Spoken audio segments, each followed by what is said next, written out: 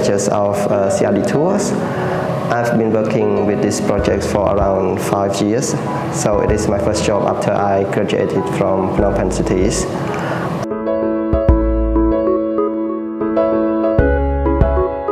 I hope and I think it is important for them to learn as much as possible by involving or interacting with the local communities, questioning them or meeting them, observing to see whatever they learn and then maybe put into the good use in their life.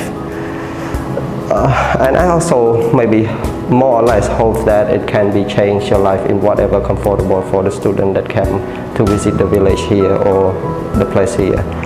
And if you want me to point it out what are those things that they can learn from, I would say first it should be the community cultures and religions, you know, their health system, their educational system in the village, and also the other social issues like violence things or how the family interact or their communication between one to another, how they are helping each others, and maybe more on how the government development plan impact on the communities over there. So all these things students can always learn.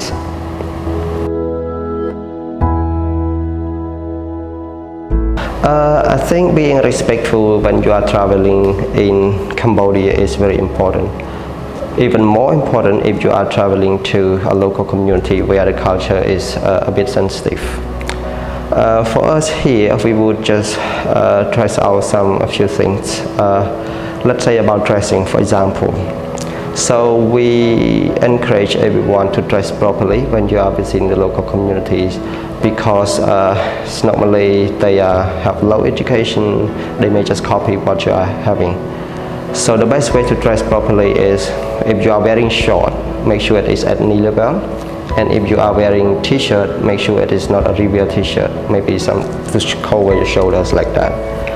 And it might be a bit challenging if you come from a cold countries and then we are here, it's hot and humid, especially in dry season.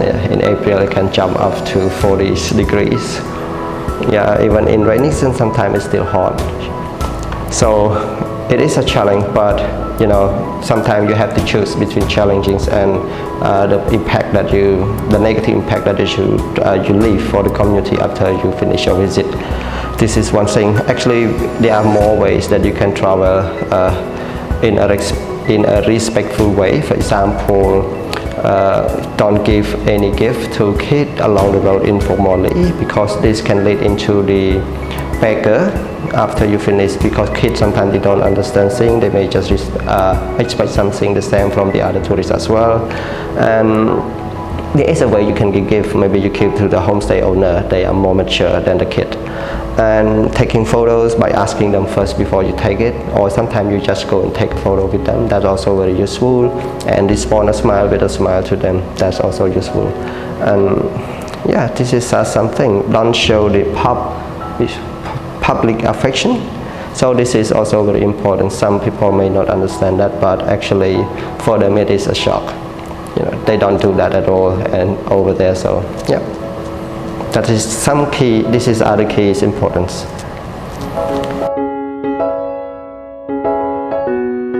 I think there are some certain things that they should prepare. If they are in a long trip into Cambodia, normally what they should have is the big backpack where they can pack everything, and then it should start up with a small backpack where they can pack something just for a few days trip. This is very important. And if they are going to the village, there are some important things that they should bring along. For example, like a torch, a head torch at night. So normally they may have some free time at night, or even a lot of free time during the day.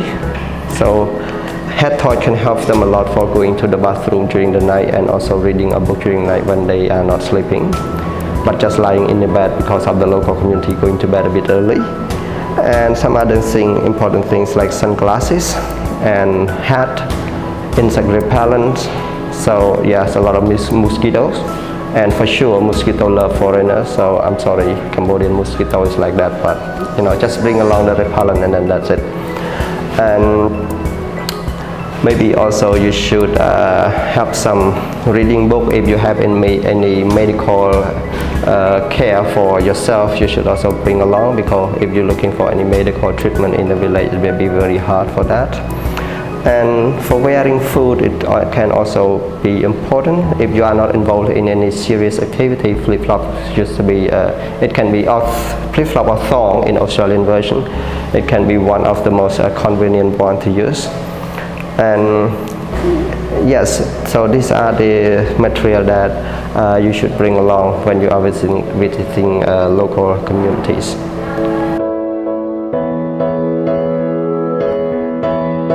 The formal greeting for a homestay when you first meet them, and it can apply to even older or younger people, is you put your hand together like this and then you say Chum Riep Sur. So this is a formal greeting. It just like you are saying hello, but it is in a formal way of Cambodian saying. There is also an informal way that you can see. This can be used for people that you already met, or when kids along the way, or you feel comfortable that okay, I know that person already. You can just say another one without your hand like this. It's just one. You can just say like Suus Day. It means a lot like hello for that one. So to say thank you, yes, you need to use that a lot too. In Khmer we say or kun. So it can be both. You can apply together with your hand like this, or kun, or it's just or kun like this. So it depends on who you are talking to, and you know how you know them long enough or not.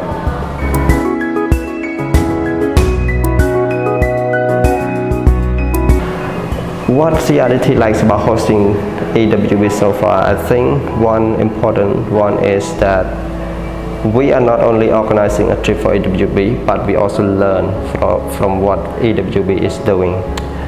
And when I say learn, it means everything around that. So for my team, they learn listening skill in English, they learn how to speak English, translation skill, and a lot of the coordination skill and flexibility when organizing the trip like that. And moreover, I would say is that they also learn from the student by sharing stories between each other, even about education in Australia, or about what the school, or the way that they, you know, it's just way of life of the student and our team here. And another thing that we think it is also a kind of the benefit is when we are hosting EWB, we got an opportunity to bring in some new idea for the local communities, because EWB is end up with the design's idea.